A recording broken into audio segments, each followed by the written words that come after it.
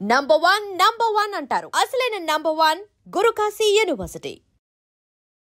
విజయనగరం జిల్లా బొండపల్లి మండలం కెరటాం గ్రామంలో అప్పల కృష్ణ అనే వ్యక్తి అనుమానాస్పద మృతి కేసునైతే పోలీసులు ఛేదించారు. ఇది హత్య అని తేల్చేశారు. అయితే ఈ హత్య వెనుకాతల దాగి ఉన్న కుట్ర కోణం చూస్తే మాత్రం ప్రతి ఒక్కరికి భయం పుడుతుంది. ఎందుకంటే ఈ కేసులో మేనల్లుడు సాయితో పాటు భార్య రాజు, ఆ మృతుడి కొడుకు జువైనల్ అంటే మైనర్ ముగ్గురు పాత్ర ఉందని తెలిసిన తర్వాత పోలీసులు ముగ్గురిని కూడా అదుపులోనికి తీసుకున్నారు. అసలు ఈ కేసు ఎలా వెలుగు చూసింది అంటే అప్పల కృష్ణ మృతి చెందడంపై గ్రామస్తులు అనేక అనుమానాలు వ్యక్తం చేశారు. ఇది ఖచ్చితంగా హత్యే. ఎందుకంటే ఈ మృతుడు ఎవరైతే అప్పల కృష్ణ మేనల్లుడు సాయికి, మృతుడి భార్య రాజుకి అక్రమ సంబంధం గత కొన్నాళ్ళుగా కొనసాగుతోంది. ఈ కోణంలోనే వీళ్ళే హత్య చేసి ఉంటారు. ప్రధానంగా నిందితుడు సాయి అయి ఉంటాడు అనే కోణంలో గ్రామస్తులకి అనుమానం రావడంతో 100కి కాల్ చేసి పోలీసులు ఈ కోణంలో ఈ ఇన్వెస్టిగేషన్ కొనసాగించాలని మొత్తం గ్రామం అంతా కూడా ముక్త కంఠంతో కోరటంతో పాటు ముందుకొచ్చింది. అంటే మొత్తం దర్యాప్తుకి గ్రామస్తులు అందరూ కూడా సహకరించారు. సో ఇలా కంప్లైంట్ రిసీవ్ చేసుకున్నటువంటి బొండపల్లి పోలీసులైతే ఎక్కడైతే ఈ అప్పల కృష్ణను హత్య చేసి ఖననం చేసిన ప్రదేశానికి వెళ్ళి పోస్ట్ మార్టం చేస్తే నిజాలు నిగ్గు తేలుతాయని చెప్పేసి ఆ పోస్ట్ మార్టంకి మొత్తం ఖననం చేసిన ప్రాంతంలో మొత్తం ఆ బాడీని మళ్ళీ బయటకు తీసి పోస్ట్ మార్టంకు పంపించారు. పిఎం రిపోర్ట్లో మాత్రం ఖచ్చితంగా ఇది హత్య అని తేలింది. ఎందుకంటే మృతుడి తలపై బలమైన గాయమైందని పోస్ట్ మార్టం రిపోర్ట్లో రావడంతో ఒక్కసారిగా మొత్తం కథ అంతా బయటకు వచ్చిందనమాట. ఈ మృతుడి భార్య అప్పటి వరకు అనేక డ్రామాలు ఆడుతూ వచ్చింది. తన భర్తకి బాగోలేదు, ఆరోగ్యం బాగలేదు, అందుకే నా మేనల్లుడు ఇలా మా దగ్గరికి చెప్పాడు. విషయం తెలిసినాక సాంప్రదాయంగా మా పద్ధతిలో మేము ఖననం కూడా చేశాము అని మొత్తం మీడియా ముందు కూడా ఎక్కడ లేని ఏడుపు ఏడుస్తూ ఆమె ఎందుకు జరిగిందో ఎలా జరిగిందో తెలియదంటూ పెద్ద డ్రామాయే నడిపింది. అయితే పోలీసులు ఊరుకుంటారా? గ్రామస్తులు ఇంత బలంగా చెప్తున్నారు. గ్రామస్తులు ఆల్రెడీ ఒక హింట్ ఇచ్చారు. ఈ మేనల్లుడు సాయికి ఈ మృతుడి భార్యకి వివాహేతర సంబంధం ఉంది అని చెప్పి ఈ కోణంలో కేసు దర్యాప్తు మొదలుపెట్టిన తర్వాత సాయిని మొదట పరారీలో ఉన్న సాయిని అదుపులోనికి తీసుకున్నారు. కేసు చాలా సీరియస్గా ఇన్వెస్టిగేషన్ కొనసాగుతున్న క్రమంలో సాయి మొత్తం కథ చెప్పుకొచ్చాడు. ఇది సార్ జరిగిన స్టోరీ. ఇందులో మృతుడు ఎవరైతే మా మేనమామ ఉన్నాడో అప్పల కృష్ణ భార్య రాజుతో నాకు వివాహేతర సంబంధం ఉండటం నిజమే.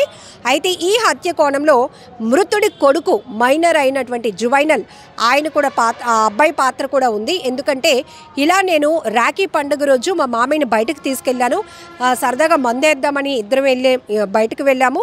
ఇలాంటి మాటలు చెప్పడం వల్ల మేనల్లుడు పిలుస్తున్నాడు కదా అని పాపం తను కూడా నమ్మెళ్ళాడు. ఆ తర్వాత నిర్మానుష్య ప్రాంతంలో తీసుకెళ్ళి తన తలపై బలంగా కొట్టి చంపేశాను. ఇంటికి తిరిగి వచ్చి మా మేనత్తకి వాళ్ళ అబ్బాయికి కూడా చెప్పాను. అయితే సరే ఇదంతా ఎందుకు జరిగిందంటే ఈ మృతుడు అప్పల కృష్ణ మొదటి భార్యకు సంబంధించినటువంటి కొంత ఆస్తి కూడా ఉంది. అది ఎలాగైనా కాజేయాలి అనే దుర్మార్గపు ఆలోచనతో ఉన్నారు. రెండోది ఇక్కడ వివాహేతర సంబంధం, ఈ విషయంలో అడ్డు తొలగించుకోవాలి. ఈ రెండు ప్రధాన కారణాలతో సాయి మొత్తం నిందితుడు ప్లాన్ వేస్తే దీనికి వీరిద్దరు కూడా సహకరించినటువంటి పరిస్థితి. సో మొత్తం స్టోరీ చెప్పినాక ఈ మొత్తం మృతుడి భార్యని, కొడుకుని అలాగే సాయిని కూడా అదుపులోనికి తీసుకున్నారు పోలీసులు. కేసు డీటెయిల్స్ అన్నీ కూడా చెప్పడం జరిగింది. ఇంటికి తిరిగి వచ్చిన తర్వాత ఈ సాయి ఏదైతే మీ నాన్నను చంపేశాను అని చెప్తే ఓకే మామ అయితే పూజ చేద్దామని ఈ అబ్బాయి అన్నాడట. ఎంత దారుణంగా తయారయ్యారు. సో ఇక్కడంటే తల్లి దుర్బుద్ధి అక్రమ సంబంధం కొనసాగిస్తుంది కాబట్టి, కానీ మా నాన్నని చంపేసావు కదా, పద ఖననం చేసేద్దాము అని ఆ కొడుకు అన్నాడంటే డబ్బు మీద ఎంత ఆశ ఉంది మనుషులకి, ఎంత బరి తెగిస్తున్నారు అని చెప్పడానికి ఈ కేసు కూడా పెద్ద ఎగ్జాంపుల్. సో ఇప్పటికే ఆర్థిక పరమైనటువంటి లావాదేవీలు, వివాహేతర సంబంధాలు ప్రధాన కారణంగా ఎన్ని హత్యలు జరుగుతున్నాయో సినిమాటిక్లో స్కెచ్లు వేస్తున్నారు, సుపారీలు ఇచ్చి మరీ హత్యలు చేయడానికి తెగబడుతున్నారు. ఇలాంటిది ఒక విలేజ్ అంటే మీకు తెలుసు చాలా ప్యూరిటీ ఉంటుంది, వాళ్ళకి కల్మషం లేనటువంటి మనస్తత్వం అని మనం అనుకుంటూ ఉంటాం. కానీ అక్కడ కూడా ఈ చెడు కల్చర్ వ్యాపించిందని చెప్పొచ్చు. వివాహేతర సంబంధం పెట్టుకున్నటువంటి ఉన్నటువంటి ఒక మహిళ మేనల్లుడికి సహకరించి తన భర్తను అడ్డు తొలగించుకోవాలి అనుకుందంటే వీళ్ళని ఏమనాలో కూడా అర్థం కావటం లేదు. మొత్తానికైతే కేసును ఛేదించారు పోలీసులు. ఈ క్రెడిట్ అంతా కూడా గ్రామస్తులకు ఇవ్వాలి అని నేను అంటాను. ఎందుకంటే సరే ఎవరో గ్రామంలో చనిపోయారు, మనకెందుకులే, ఫ్యామిలీకే లేని బాధ మనకెందుకు అనుకోకుండా ఒక వ్యక్తి, ఒక అమాయకుడు చనిపోయాడు. వాడికి ఆ మృతికి కారణం ఈ దుర్మార్గులే, ఈ వివాహేతర సంబంధమే. కాబట్టి ఖచ్చితంగా ఈ నేరస్తుల్ని పోలీసులకి పట్టించాలనే ఒక ఉద్దేశంతో గ్రామమంతా ఏకమై ఆ మృతుడికి సపోర్ట్ చేసినటువంటి పరిస్థితి. ఇక్కడ మానవతా కోణాన్ని కూడా మనం ప్రస్తావించుకోవాలి. సో మనకెందుకులే అనుకుంటే వీళ్ళ దుర్మార్గం ఇప్పటికీ కూడా బయటపడి ఉండేది కాదు. అతను అనారోగ్యంతో చనిపోయాడని అందరి ఆలోచనలో ఉండిపోయేది. ఈ కేసు కూడా బయటికి వెలుగులోనికి వచ్చి ఉండేది కాదు. కానీ గ్రామస్తులు తీసుకున్నటువంటి ఒక మంచి నిర్ణయం పోలీసుల వరకు చేరింది. వాళ్ళ అనుమానాలు ఆ కోణంలో దర్యాప్తు చేసిన పోలీసులు చాకచక్యంగా కేసును ఛేదించారు. ముగ్గురిని కూడా, మృతుడి భార్య, కొడుకు జువైనల్తో పాటు మేనల్లుడు సాయిని కూడా అదుపులోనికి తీసుకున్నారు. దారుణమైన ఘటన కదా.